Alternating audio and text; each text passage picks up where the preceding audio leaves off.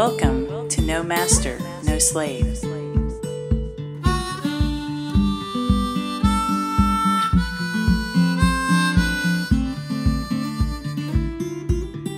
A show that seeks to reveal the hidden aspects of our world.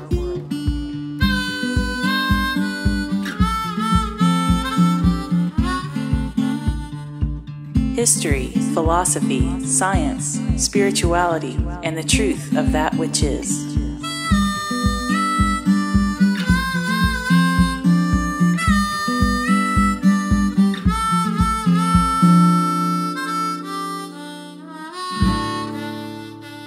No master, no slave. Welcome to No Master, No Slave. I'm Mike, and I'm here with Nick and Zach, and in this episode we'll be discussing psychopathy, the tenets of Satanism, and how it leads to the transhumanism agenda. And Nick Bonner is a fellow Free Your Mind attendee, and we have him on the show today. What's up, guys? What's up, Nick? Welcome, Nick. Thanks for having me, guys. Happy to have you on. Zach, do you want to just lay out the 4 tenets of Satanism for people and give a view on that? Yeah, I guess I'll talk about how Satanism relates to psychopathy and then go into the tenets of the working definition of Satanism as laid out by Mark Passio, who was a priest in the Church of Satan. There's people that have different views on what Satanism is. I actually know people that are affiliated in much lower levels of it that are dabbling in it, and they think it's a good thing. And so I'm working to communicate to them what it really is. We have another friend, Jay Parker, who was raised in a satanic ritual abuse situation. So there's a lot of dark evil that goes on with occult Satanism, and that is different than what some people that are just maybe getting a few books at Barnes & Noble or reading a few things on the internet might have their idea of what Satanism is. At its core, it is evil. It is worship of self, and anybody who is following the ideology of Satanism is psychopathic by definition. So the tenets of Satanism, as laid out by Mark Passio, are self-preservation, moral relativism, social Darwinism, and eugenics. And I'll just break those down really quickly. So self-preservation includes the preservation of one's own agenda and one's group above all else. This is in direct opposition to conscience, compassion, and love. With the correspondence, kind of picture how a cancer tumor inside of a body gets its own ego and it starts to grow disrespect of the greater body of which it's a function. And eventually that smaller system that's growing within the greater system kills the host body that it's in. It's important to have a sense of self-preservation, but that's not the most important thing. There is a greater system, connectivity, there's love, agape, that's superior. Sometimes it's necessary to sacrifice for the better good of all. And the second one is moral relativism. This denial of the objective difference between right and wrong allows psychopaths to falsely justify their violence and aggression against others. So moral relativism, and a lot of people subscribe to this because of the culture that we have today, is basically a denial of universal morality, which is the golden rule, which is pretty simple. You don't take life, liberty, or property from other people when you don't have the right to take it. So you don't steal and you don't murder, and just essentially the golden rule, treat others as you'd want to be treated. Like the Machiavellian political aspect and different things like that tie into moral relativism. The next one is social Darwinism. This concept of a social version of survival of the fittest leads psychopaths to believe that they are the most socially evolved people in society. They actually believe that their lack of compassion and their ruthlessness are evolutionarily superior traits. Now, real quick on social Darwinism, Darwin, he wrote about natural selection. Social Darwinism is attributed to a gentleman, I think it was Herbert Spencer, but social Darwinism is the idea that in scarcity, competition aids evolution. The important aspect that's leaving out is that in abundance, cooperation propels evolution far better. So what they'll do in social Darwinism is they'll create artificial scarcity and become the kings of that ruthlessness because people are fighting over resources. And then they'll be the most ruthless in that system of scarcity. And that gives them the idea that they are the top of the food chain and the most evolved. And that's completely incorrect. The most compassionate, cooperative beings are more evolved because they're more holistically intelligent. The last one is eugenics. Since psychopaths consider themselves superior, they believe they have the right to decide who lives and who dies. Essentially, they believe they have the right to play God. They have a denial of God and a denial of compassion. So the 4 tenets of Satanism, and this is as laid out by Mark Passio, are self-preservation, moral relativism, social Darwinism, and eugenics. And today we're going to talk about how psychopathy is expressed in different allegories in media and how it's related to the transhumanism movement. We're going to go into all that. And then we're also going to discuss the 2 types of psychopathy, being a primary psychopath and also a secondary psychopath. Primary psychopathy is pretty much a genetic version of psychopathy. You're pretty much born with a broken brain. You know, your emotional centers are not working. They're just damaged, and these individuals make up probably less than 1%. Some researchers say it's 1%. Personally, I believe it's about 0.5%, maybe even less. It's a very, very minor part of the human genome, or even if it is part of, I don't even want to consider them part of really humanity. They're just, it's almost like an interspecies predator, has been called by other researchers. What they do is they blend into society very well, and they learn how to mimic emotions, so it can become very difficult to identify these people. But how you would really identify them would be by learning their actions. You know, if their actions betray their words again and again and again, and they continually say one thing yet do the other, you might be dealing with a primary psychopath. And then secondary psychopathy is a learned behavior, or, well, following one of those 4 tenets, if not all of them, will eventually lead you to of Satanism that was previously discussed. That will lead you into secondary psychopathy just by it'll degrade the moral compass you normally have, and it also really throws your brain off to a heavy imbalance. Usually most psychopaths are heavily left brain imbalanced people, but there are people who, like order followers, like police and military, who can be both think they are a master and a follower at the same, and a slave, really. You know, they think they're above certain people, but also they have to take orders from other people. So they're heavily left and right brain imbalanced.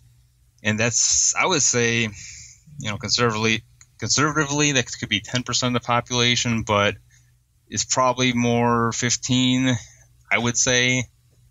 But that's up for debate. Well, and I think there's shades of gray. I think that, unfortunately, most people in the society today exhibit some traits of psychopathy just because it's so integrated in our culture. So anytime that compassion is not involved, we have such a violent system. Even our government structure in and of itself is violent. So people who are participating in that and think that anytime that something that is violent is justified as a right, and you get that moral relativism. So if somebody says it's totally justified to threaten people with cages at the force of a gun so that we can steal, you know, a huge chunk of their money that they make so we can fund wars overseas, anybody who supports that is falling into a psychopathic ideology just by supporting that. So there's shades of gray, and unfortunately, most people are supporting that on one level or another. Some people way more than others.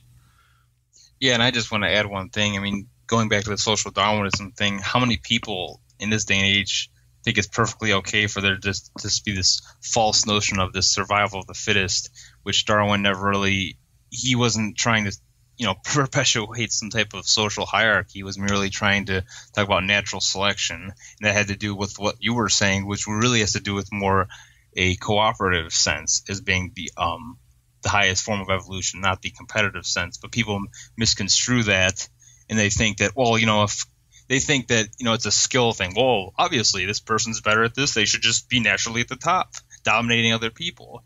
Versus, what if you just had a bunch of people who were good at skill teaching others and cooperating with others versus trying to step on, you know, everyone quote unquote below them. And that's what too many people think is acceptable, and also even something to beyond acceptable, something to strive for. And they don't see the master-slave relationship that creates in the division between the people themselves. Right. I'd like to add that psychopathy is commonly referred to as a personality disorder, when in actuality, primary psychopaths are degraded on every level of their being. Spiritually, you could say that these beings don't have a soul. Physically, you can look at their brain and see that there is a damaged limbic system. Their limbic brain is, as you pointed out earlier, Mike, isn't functional. They aren't capable of experiencing compassion or empathy. This isn't just something that they choose not to do. It's something that they can't do. And if you look at their psyche, you could conclude that there's no conscience there. And if you look at them emotionally, at their emotional body, there's no empathy, there's no compassion, there's no guilt. And when you take that into consideration, most of us are slowed down, so to speak, in some ways because, of our own personal progress, because of, we tell ourselves we can't step on this person's back, we can't lie to that person, we can't cheat this person because that wouldn't be right. I wouldn't be able to enjoy the fruits of my labor if I know that I got them at the expense of other people. Well, that whole psychological process doesn't happen in a psychopath. And that's why they end up in prestigious positions, because they'll lie, they'll steal, they'll cheat, they'll kill if they have to, they'll have other people kill if they have to, and sleep like babies at night. And when you break down the etymological roots of psychopathy, the word psychopathy, it's from a Greek noun, psyche, which means mind, when we get our word psychic, and the Greek noun pathos, which is to suffer, like pathology. So psychopathy simply means a suffering mind, a diseased mind, sickness of the mind. But that really doesn't – a lot of people can be mentally ill and not be psychopaths. Psychopathy is a physical condition in the brain that affects every aspect of the being. And when you look at a human being in comparison to a robot, let's say, the clear delineations are the emotional capacity to feel other people's suffering, to identify with other people's pain. A psychopath cannot do that, but they recognize very, very quickly in life that they have this difference about them. So, since they have most of them have a functional neocortical brain, they have very high order thinking that is driven by their cerebellum or reptile brain, which is responsible for fight or flight modalities, sex, food, survival, all these things. So in combination with the neocortical brain, you have people that are thinking very cunningly, and they're able to mimic other people's emotions and fake them in order to be a chameleon within society. And since they aren't bound by care or compassion for other people, they will stop at nothing to climb social ladders and to get to the very top. And that's, makes a lot of sense when you look at the behavior and worldview of most of the world leaders and powerful people in the world. These people demonstrate textbook-style psychopathy. They do anything that they can to get more control and more power over people. So they have engineered a psychopathic society for the rest of us. And it all just kind of seems normal when you're born into it, seeing everybody else play out these different characteristics. Whereas most of us are very uncomfortable in this world. We don't understand why it's so dark. Whereas psychopaths revel in it, and they thrive in it. And so to be clear, psychopathy isn't just a mental illness. It's a spiritual illness. It's a physical illness. It's an emotional illness. And largely, these beings are just automated by their desires.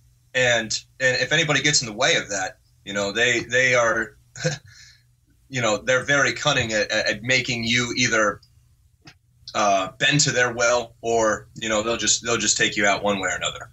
Whereas anybody with a functioning limbic brain is going to suffer from doing this ill-willed behavior and by having that weighing on their conscience. See, so it's hardly a human being, and at all. They're the shell of a human being with no soul. It's just an autopilot. It's on autopilot, and it's just chasing its desires and its own trivial pursuits of pleasure. And they don't want anybody else to have those emotions because they get in the way, you know. If it weren't for our emotions and our conscience and our critical thinking and weighing is this moral or not, we would already be in a transhumanist society. We would already be in a complete hierarchy and in a complete prison planet, because, you know, that's what they're setting up for us, and it's the little bit of resistance that we've been putting out that's kept that from happening. And so their plan has to work gradual and through the generations. And so, I mean, there's a lot more to being a psychopath than just being mentally ill or you're just not having compassion. You know, like some people, like you said, they're secondary psychopaths who are conditioned into seeing compassion as some form of a inhibitor or limiter or weakness. Even some people are bold enough to call it that. Whereas, and so they fight it, and they have certain rituals. If people have heard of the cremation of care, this is an effort to cremate or destroy the care within themselves in order to keep carrying out these sick plans. Whereas a true psychopath doesn't have to do that. It's not even there to begin with. So it really is like an interspecies predator, like you said, Mike. And honestly, the only thing that we can do is expose them and really accept that this is a reality. And hopefully one day, you know, I'm speculating here, but hopefully one day through a rise of consciousness globally, we can epigenetically obliterate psychopathy out of the genome. And but that's going to take, obviously, knowledge of it, exposure, and abiding by natural law principles to make that a reality here. But do you mind if I? Absolutely, go for it. I was going to describe epigenetics a little bit for the audience. It's all beautifully put, man. So epigenetics is the epi above genetics. So it's the consciousness of the individual, basically consciousness driving the evolution of genes. And Dr. Bruce Lipton has some really good work on this, the biology of belief. There's a lot of material. We'll link it in the show notes on epigenetics. But you have two totally opposing things going on right now with where the human species is going to go. We talked about how psychopaths are missing what makes us human. And so in the way they want to progress the species, or I would say degress the species, is to fade out the human completely. And they actually, and we're going to go into this here in a minute, they want to upload themselves into robots, because the humans that have still the human spirit inside of them and compassion are getting in their way. And if they had robots, then they wouldn't have an Edward Snowden. If they can replace the people who still have beating hearts with robotic systems that they can control, then they won't have to worry about things getting in the way of their agenda, which is total control. And it's an expression that's coming from their ultimate fear, which is death. Because of that, whether it's primary or secondary, but for the primary ones, they have that physical amputation so that their right neocortex is not properly communicating with their limbic system, which is emotions. So they don't have that connective energy to the greater spirit, God, whatever you want to call it. And they fear death more than anything because self-preservation is their number one agenda. So a way that they're going to try to get out of that is documented in this agenda called Russia 2045 and transhumanism and post-humanism.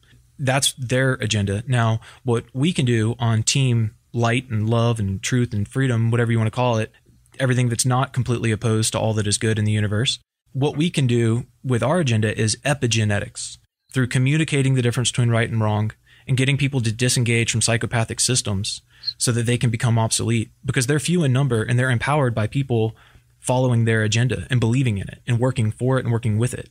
And they only survive in scarcity because they have a competitive modality, a ruthless modality. We have an abundant will work of nature all around us. And if we can tap into that abundance that's around us and sidestep, build a new model of abundance that makes their old model of scarcity in all different arenas, whether it's health, whether it's energy, whether it's our means of exchanging value. If we can sidestep all of these things that they're using to lock us in, we can free ourselves up spiritually, energetically, mentally. We can free ourselves up to begin that epigenetic evolution of the species into something that's not based in violence, basically. Yeah, and at that point, I foresee that people would be able to spot a psychopath pretty quick, even though they are cunning and they do make for good chameleons. Like you mentioned earlier, Mike, if their actions betray their words, if they don't do what they say they're going to do, if you don't recognize in them compassion and empathy, because you can only fake that for so long before it's obvious that it's just an act. And once you get used to just looking people in the eyes and being real with them, it becomes pretty obvious who's suffering from psychopathy, truly. And the more that we become aware of this condition, the more that we become aware of its characteristics, the more we'll be able to spot it out and not fall victim to these types of people, whether it's in our personal lives immediately with people or if it's on a larger scale, like somebody trying to be an authority figure, somebody trying to lead us somewhere. Like if we're a so-called free country, why do we have leaders? Where would they be leading us? Are they leading us out of freedom, into more slavery? So anybody who's got the nerve to want to rule over people is probably a psychopath. And if they're not, they probably want to be, and that's why they go through these rigorous rituals constantly to cremate the care within them. So those are really good points, Zach. Yeah, I mean, currently we're escalating the most psychopathic among us to the highest positions of power in finance, government, and military, and different various corporations. So and spiritual too. So what we should be doing is living in a system not based in the violence that they're creating for us to live in, and they should be so few in number, and we should be able to see them and isolate them from their threat to the people around them, and heal them, work on healing modalities. Currently, I don't know of a healing modality for the genetic primary psychopathy, because that's like an amputation where the right neocortex is not hitting the limbic system. It's like someone born without a left hand. But maybe at some point in the future we can work to make it so that that's less prevalent in the human species, and if it does pop up, we have some way to heal them and treat them with love and care, but definitely not raise them to some of the highest power positions in the world. I see it as personally, I see it as something that would get phased out generationally. Like if you look into Janice Barcelo's work on conscious conception, it's really hard to imagine two really conscious people through love and compassion making a baby and it being a psychopath. Most people that end up schizophrenic, like Michael Tsarian has put forward in some of his talks about mental illness, people with schizophrenic disorder are largely born out of cold and indifferent mothers with no real strong feminine nurturing qualities in their upbringing. So if babies are made consciously by people who are in love and who want to be parents, like somebody like Lennon Honor and his wife, I just can't see it ever producing a psychopath through those means. So I personally think that psychopathy will be phased out through that type of conceiving, and that humanity epigenetically raising its consciousness to the point where it can epigenetically take that out of the genome. But I agree, while they're here, I mean, there's really no point in just mistreating them and basically treating them as they would treat us, but absolutely recognize that they're here and isolate them and eliminate whatever type of threat that they may have on people, and keeping suggestible people away from them, because most of these psychopaths aren't axe-wielding murderers that just run around violently. What they do is they use mind-controlled deception, different speech techniques like neurolinguistic programming, to get people to be sympathetic to their agenda and therefore carry out those whims as an order follower. So mainly we just need to be aware that these beings are here, and what their tenets are, what their characteristics are, how they operate in the world, and educate everybody about that so that we don't fall victim to somebody like that. Because, when we're coming up, we absolutely have role models and people that we look up to and look to for guidance and for, just points of reference on how to be a good person. And as so long as people have that going on, we need to make sure that those people don't get that inspiration from psychopaths. We can preempt that with education starting at a young age that makes people impermeable to those levels of deception by teaching people the trivium method for how to identify contradictions and fallacies, and also universal morality. And Mark Passio, this actually ties in because we talked earlier about doing a podcast in the future, going through the 14 methods of manipulation that are laid out in the What on Earth is Happening podcast, which is just an amazing body of work. And I think that this podcast will transition into that material really well, because that's what can make people impermeable to this psychopathic agenda, by realizing, once you know, it's like the human sickness is really severe, but once you observe it and you understand it, you're immune to it. So if we could just do that at young ages, be like, here's their tactics, here's their subversive symbolism, here's how they manipulate people with frequencies and information and food and deceptions and lies, and this is what they look like, this is what they have going on, and even show some forensic history. Like at Tragedy and Hope, the forensic historians over there have done a really good job showing how this Anglo-Saxon empire for hundreds of years now has been, they got the names and the artifacts and the dates just to really, really dive in to show this psychopathic organization of some of the wealthiest people in the world, how they've gone out and basically accumulated resources all over the planet and created shadow governments behind the scenes of most Western governments in the world that are working together for a one world order, and transhumanism. And I mean, it all really ties in. So when people can see the ideology they're working with, and people can see the history of their patterns through time, and when people understand the methods that they're using to manipulate us, if the drums of that information get propagated on a really, really broad way to a lot of people, I think that's one of the first steps in battling this interspecific kleptoparasite or interspecies predator. Yes. Yeah, developing true care and true knowledge. That's one of the most important ways to help get rid of this sickness in the human soul, in the human genome that we've been dealing with for as long as we've had recorded history almost.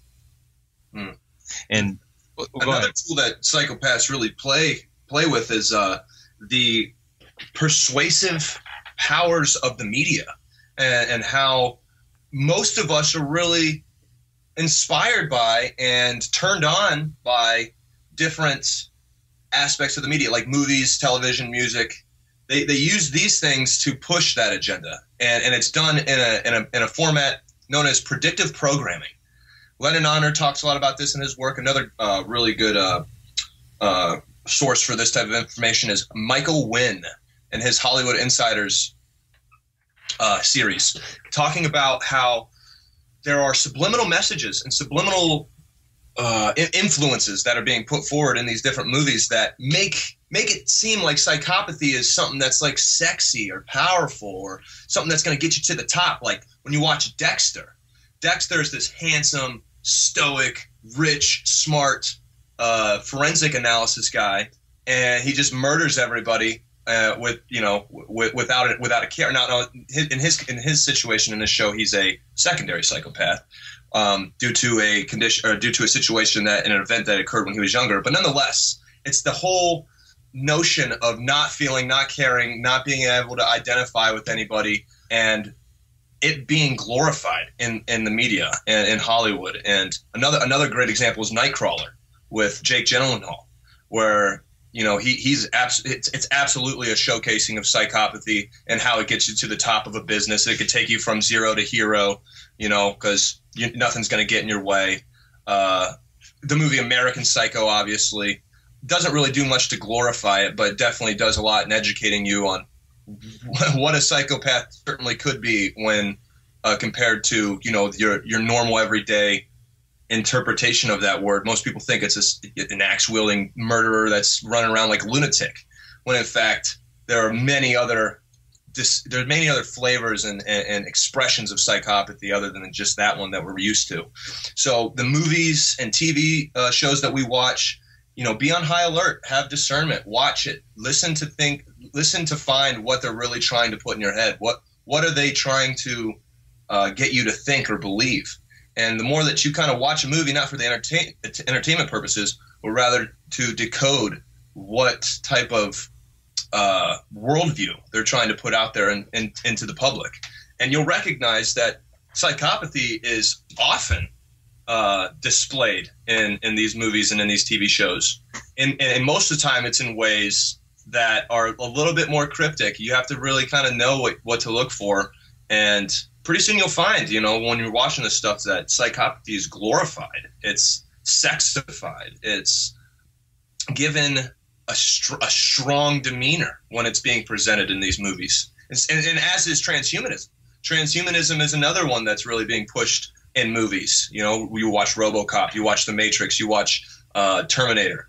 It's all over the place. And being on high alert and having the knowledge of what to look for while you're watching these movies and television shows, you'll really start to see more and more of it. And it becomes more real then, because you begin to see, wow, these people are putting sometimes hundreds of millions of dollars into these productions. Mm-hmm. And a lot of times they get resources from the Pentagon to make these movies in order to push this agenda, to push this worldview, to push this perspective on the matter into the people subconsciously. And that's why it's called predictive programming. They're programming you to be able, they're programming us to be able to accept things as they come. Because we see it in the movies first. We see it played out in the movies. We see the psychopathic dude getting the girl or getting the job or coming out on top.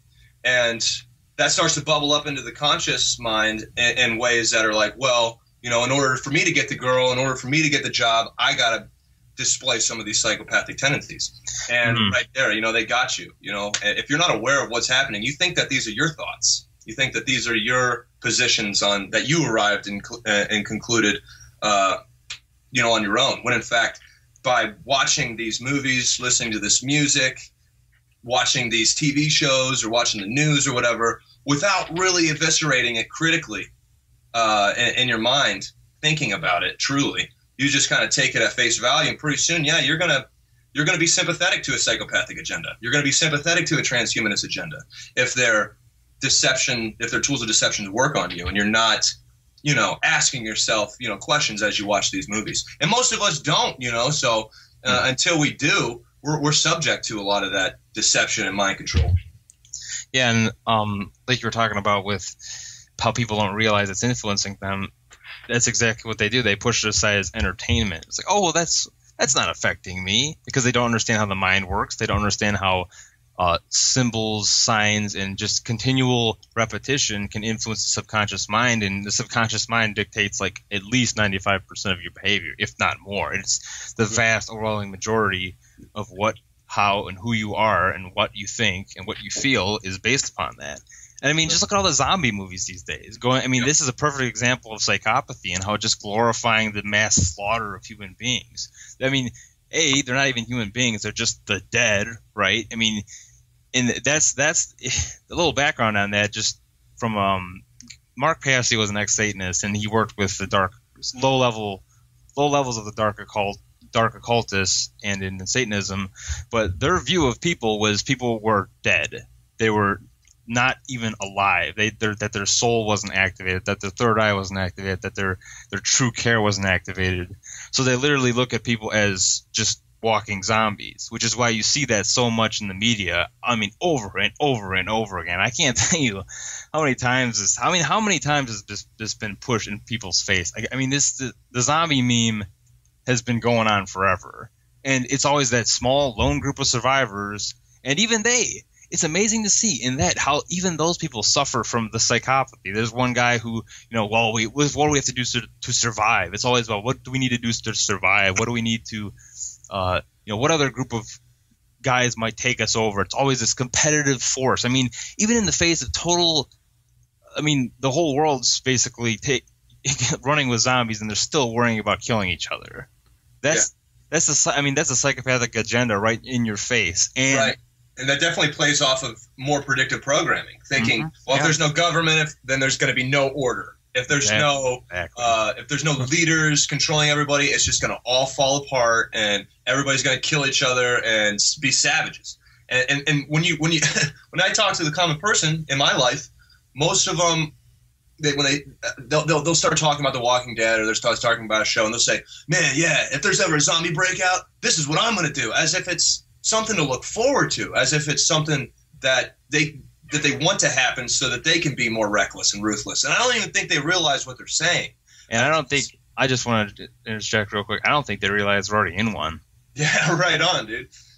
You know, we're in the zombie apocalypse today. It's not coming tomorrow. It's all around us. And when you become aware of how just robotic people have become and how mind controlled and heart controlled people have become through that slow poison drip of those 4 tenets of Satanism, you know, it's so evident how rampant it is. But go on. I didn't mean to cut you off. Oh no, just basically saying that these shows and these movies program people's minds to never consider what it would be that if it were to ever fall apart, if we were to ever go through an age of, you know, no government, no leader, no laws, no police, that inevitably, no matter what, it's going to end up being just a destroyed planet and a destroyed species and not even worth living in.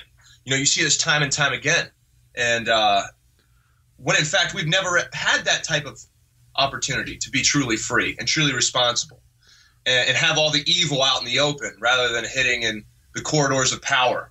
You know, anytime that it's put forward in a movie or a television show or in a story, books even, that, you know, social control systems collapse, every time it's just absolute chaos. And that it would be the worst possible circumstance to be in.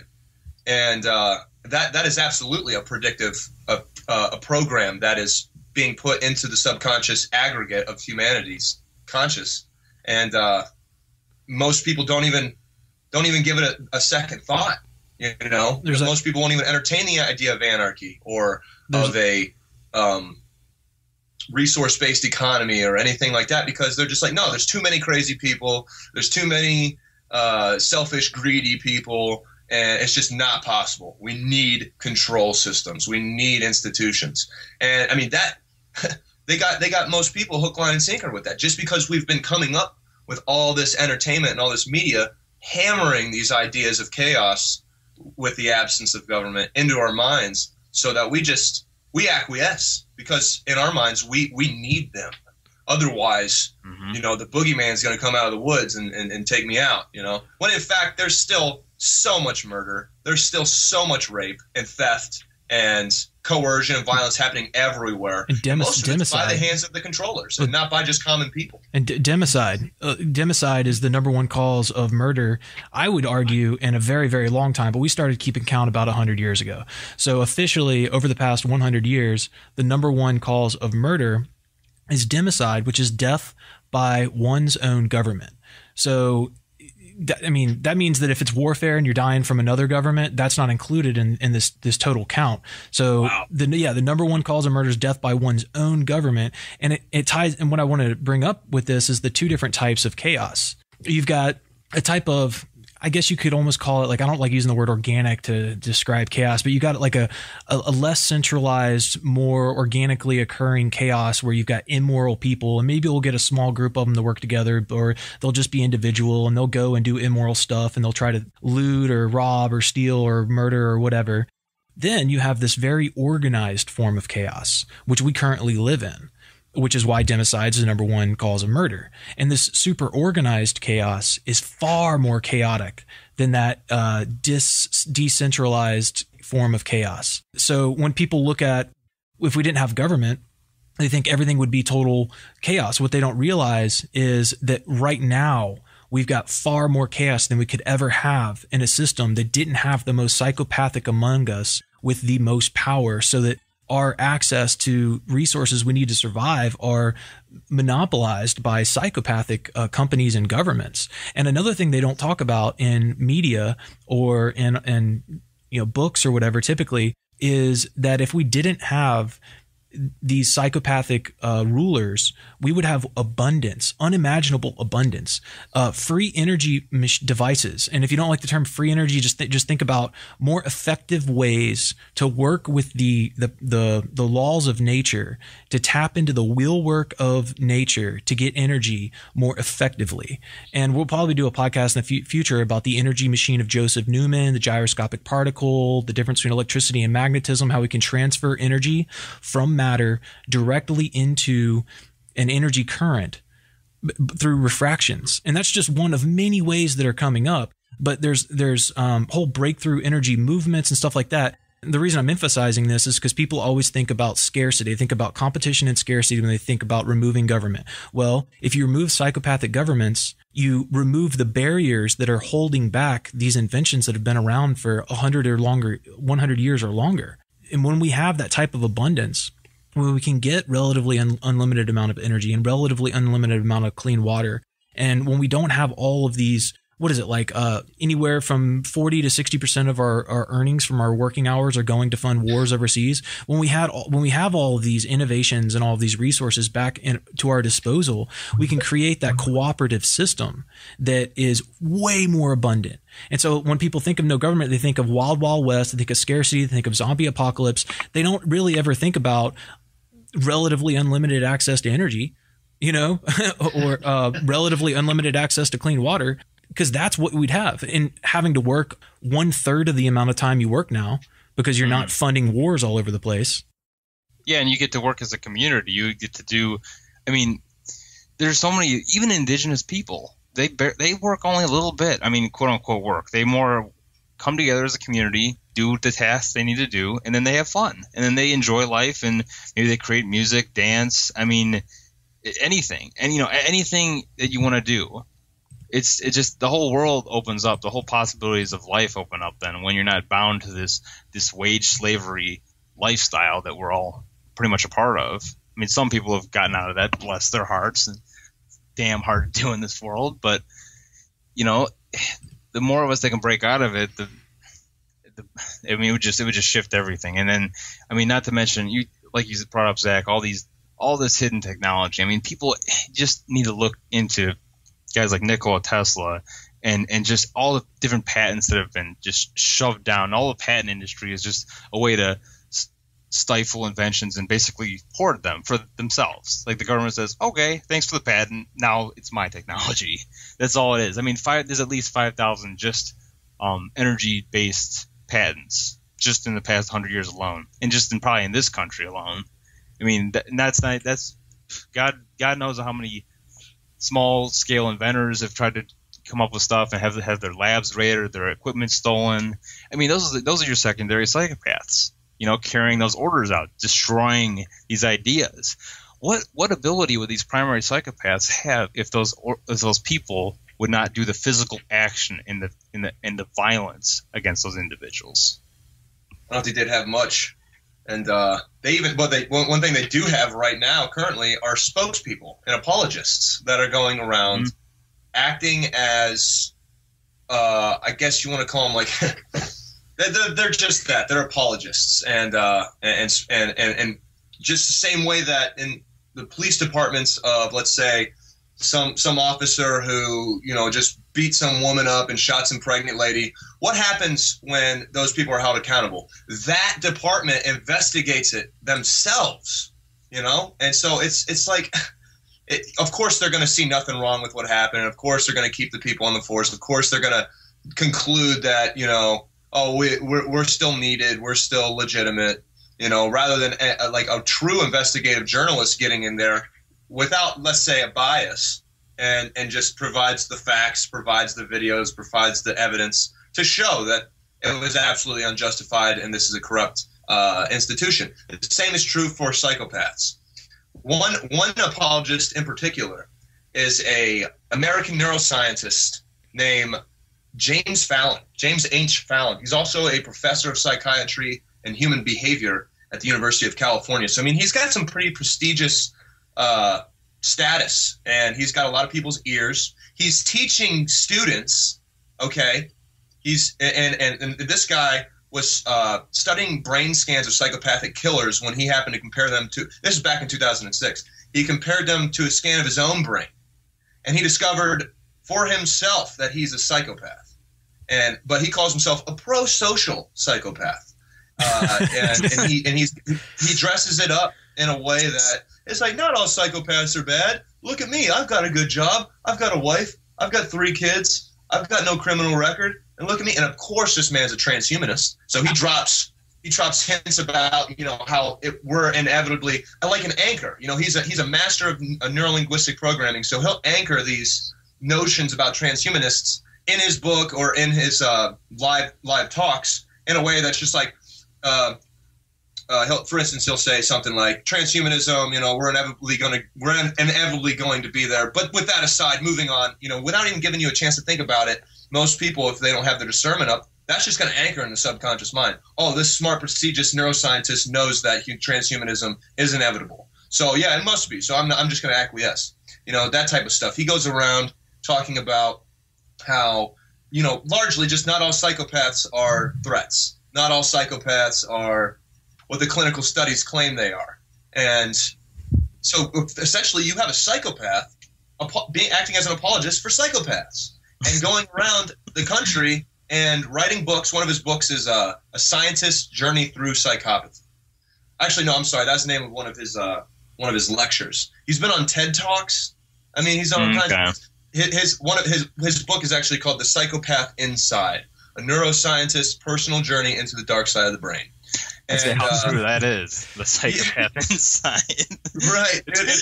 And so, like, we have that going on, so people who are investigating or researching psychopathy are going to find this guy, and if they're suggestible and if they really don't have their brain balanced, they're gonna succumb to that left brain modality and just hear this guy and weigh, his status in society and see that he has no criminal record and just kind of brush it off as like, psychopathy might not be that big of a deal. Only some of them are bad, and they can be healed through therapy if they need to be. Which is all this stuff is not true. All this stuff is ways to kind of deter people's attention away from this epidemic. And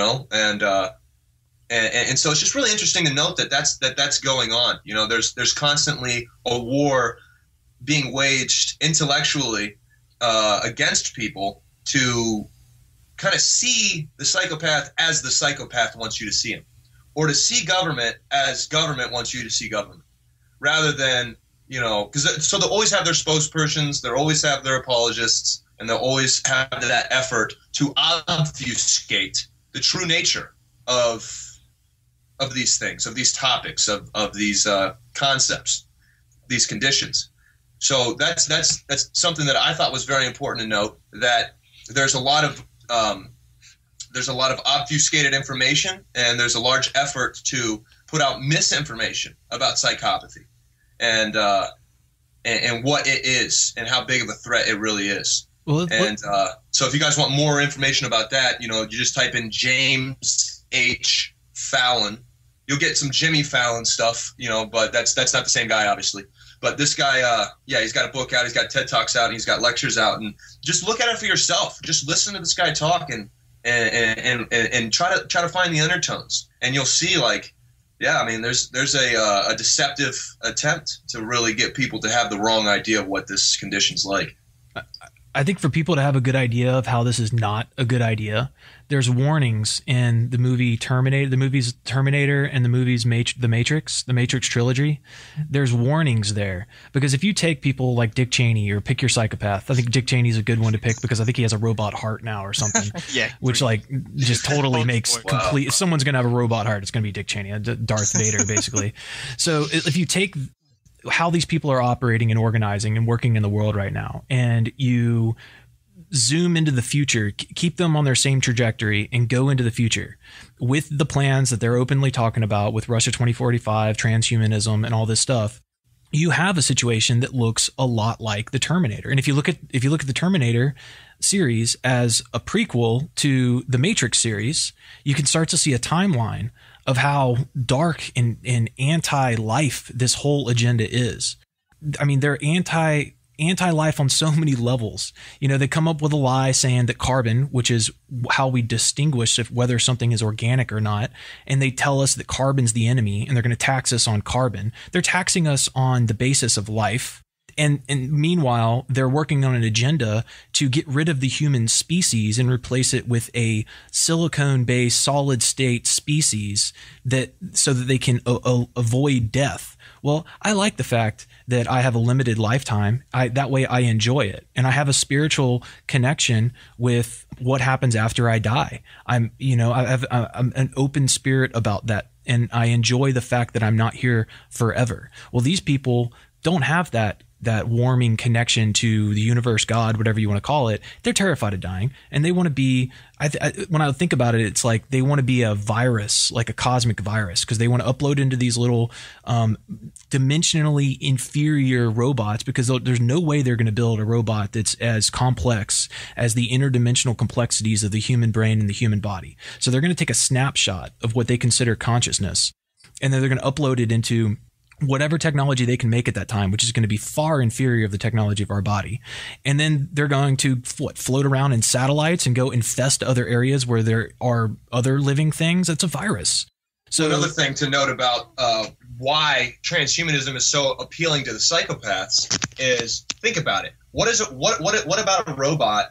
Robots they're able to be controlled remotely. So there's obviously going to be a hierarchy of robots, So once they're, let's say their minions or their lower level transhumanist psychopaths are uploaded into a robot, now you can control that robot through a remote means. You can shut them down if you want to. You can give them programming to carry out certain orders. So there's this controlling factor that is present in transhumanism that isn't quite as easy when you have humans in bodies that have, minds of their own, hearts of their own, emotions of their own. And when you got them this was showcased in the new RoboCop movie, which I think would be the precursor to the Terminator. Nice. They're trying to integrate a human being with a machine. And if you guys remember from the older series, the older trilogy of RoboCop, they carried this on to the new one. The man's body wasn't completely wiped out of the equation. He still had his brain, still had his beating heart, and it's just that he had also now interfaced with a machine that had programming. So there's constantly this struggle between his memories of being blown up or shot. He was blown up in the new one. In the old one, he was shot. And the memories of his family and just of being a human being rather than just being this automated cop, so to speak. And so in the new movie, they really go into that. And they really delve into more of the struggle between, what it would be like to be a human stuck in a machine. And how they alleviate that is they cut into his brain and they start to tamper with his brain chemistry and the chemicals that are in there to pretty much it's like almost like they just overdose him on a bunch of Prozac, basically, and eliminate all of that messy emotional content that's keeping him from following strict orders. And eventually he just becomes a fucking machine. There is no more human element there. That's how they effectively get him to be this RoboCop. And I think that would act as largely a precursor to the Terminator, which would basically just completely eliminate the human element altogether and just have a automated robot doing the whims of whatever hierarchy owns them and controls them. And then obviously that leads into this linear progression that would lead to a Matrix type reality where we're at war with these machines and they completely annihilate us and the planet, and whatever little beacon of hope is left is used. And you know what? It's even interesting to note that at the very end of the Matrix trilogy, it might even have been a subconscious predictive programming that he had to interface with the machine in order to beat the machine and bring peace back to the world. So they're making it seem like no matter what, even if you're on the good side, in some way you're still going to have to interface with these machines. You're still going to have to give your consciousness to them, to work in them, to beat it from inside. And to me, I see that as a red flag. And that's obviously in the third movie there. So, I mean, by no means am I shutting down, that trilogy as some type of just altogether bad predictive programming. But that is something that I think is noteworthy, because even Neo had to interface. Well, even throughout the series, they're interfacing with the machines and going into the Matrix and working within it and then coming out. Whereas the other option would be to completely stay away from it and battle it from the real world entirely the whole time. But I mean, and try to bring nature back, because look how completely absent. I think the only signs of nature is lightning in that entire movie. I mean, in the real world, I mean, there's some cave systems, but nature is completely dead. And, to tap into our higher consciousness and our higher selves and the universe again, that would be, I think, a great essential way to not have to try to go through this, deep, quote unquote, detour, which the machines are offering us, which is just another trap, which is like you were talking about in that third movie. You nailed it with that. It's just another trap. It's giving us a false choice. It's like, oh, this is the only option you have. When there is always another choice. There's always that organic route we can take to regrow care and regrow the human soul and regrow nature, because that's exactly where it wants to take us. And I just want to throw this out real quick. I mean, even when I go online, I'm starting to see these weird ads on like advertisements on blogs and stuff. It's like the new human evolution, and it shows like a woman with like a plug in her back or different mechanical pieces on her body. And I see this, and I continually hit, inappropriate. It keeps coming back. It's always there. I can't get rid of it. I even seen one picture was showing, they were trying to show not only the one eye, like the third eye symbolism. They had the one human eye on a woman's face, and then the other eye was in place of the eye there was a USB port with an Apple plug going into it, like showing that completely rewrite the human being, and that's your new connection to source, and your new connection. That's your your false connection to the lack of connection to any real life source. I think that transhumanism is going to be pushed to the public in a way that appeals to their tendencies of wanting to instantly gratify their conditions, or to instantly placate whatever emotion or physical ailment they're going through.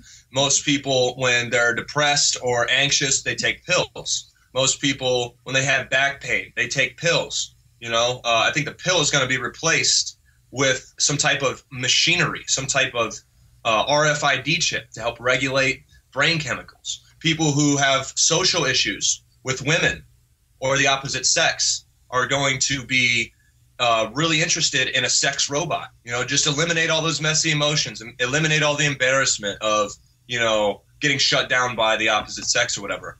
I think it's really going to come hard. It's going to play hard off people's tendencies to want to instantly placate or gratify whatever they're going through, whatever condition they're going through that is unappealing to them, rather than doing the work on themselves and truly evolving themselves and strengthening themselves from within.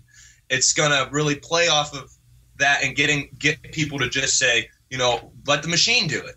Let the machine fix you. We've been, and I totally agree, man. We've been bashing technology a lot throughout this, and I'd like to defend it as a tool that can be used for good or bad, and talk about the relationship between technology and positive spiritual evolution. So the degree to which the aggregate of a society is acting in universal morality, is behaving morally, is directly proportionate to the degree to which technology will assist the evolution of that society.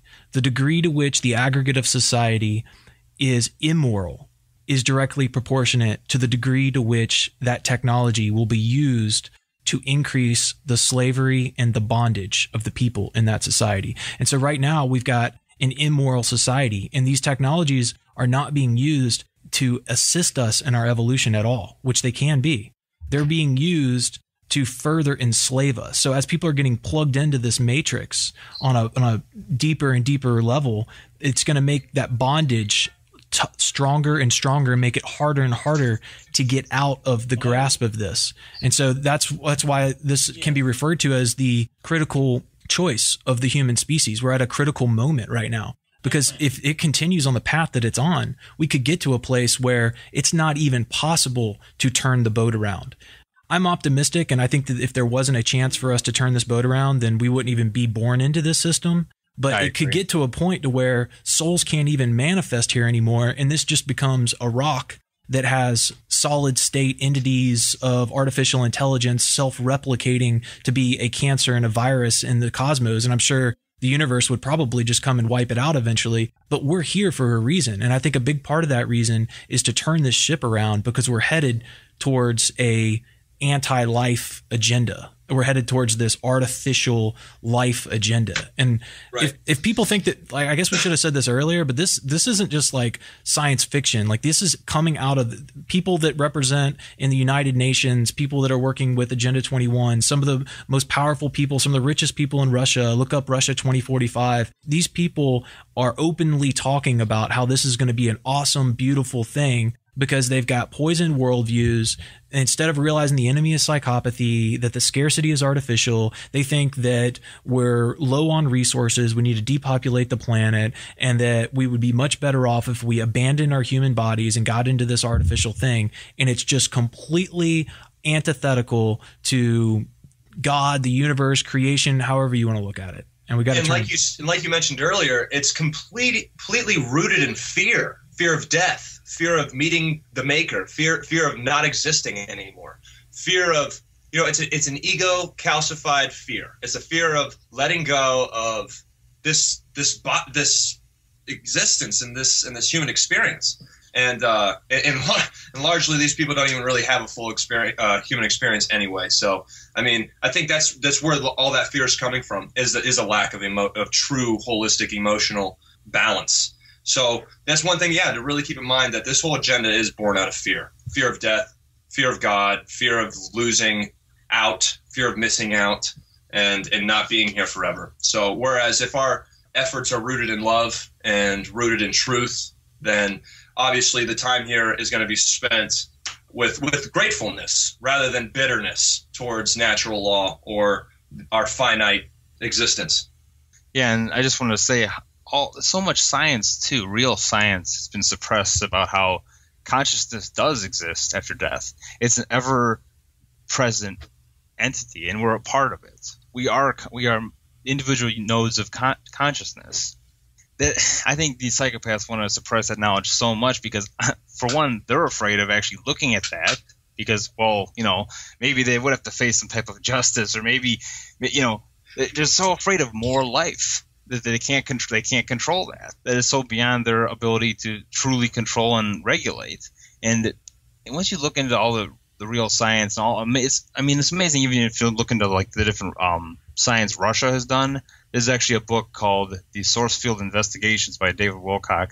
Highly recommend that book for just the sheer amount of not just unknown science, good science that is been documented in that book. There's just hundreds of scientific references that will help if anyone is unsure about if consciousness does exist, and if we are still present after this life. Go read that book. I highly recommend it. You'll learn a lot. I know I learned a lot, and you'll have I think you have a very good understanding that we absolutely will remain, and we always remain, because that's what's animating this body. It's the superconscious mind that we're a part of. It's not just this, it's not just the brain with electrical signals going, and then once the electrical signals are off, we're just dead. Not at all.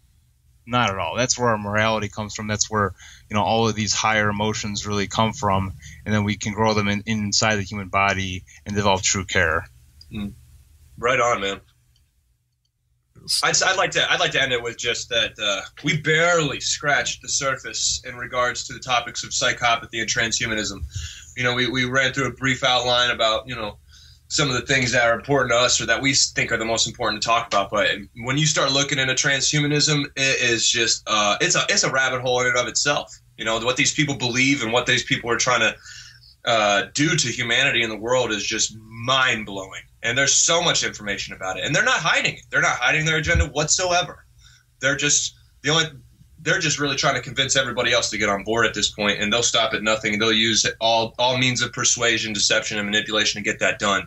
So spiritual discernment's got to be on high alert, and definitely have to be well-read and ready to deal with some stuff that's pretty scary before getting into this. So anybody out there listening, I encourage people to do their own research about this stuff and really get your head right when it comes to these things, because there's going to be an onslaught of manipulation and deception coming at everybody from all angles to get us to buy into it as either the only option or just the absolute obvious best option.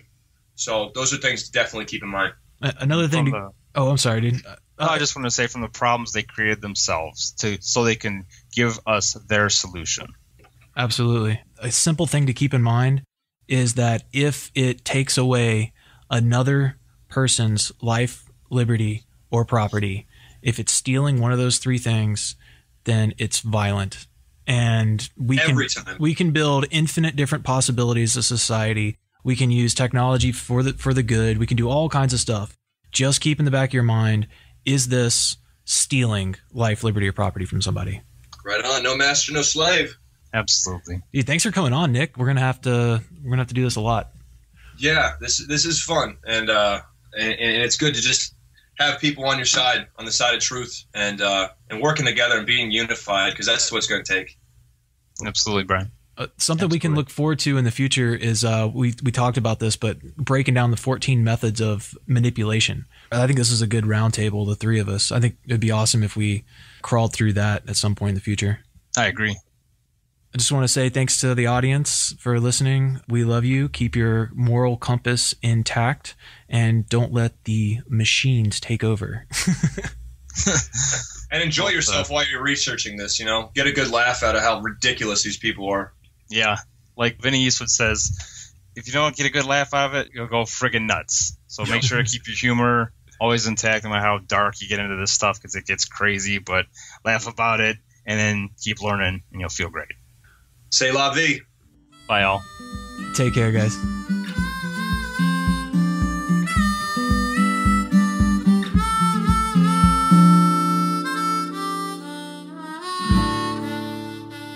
No master, no slave.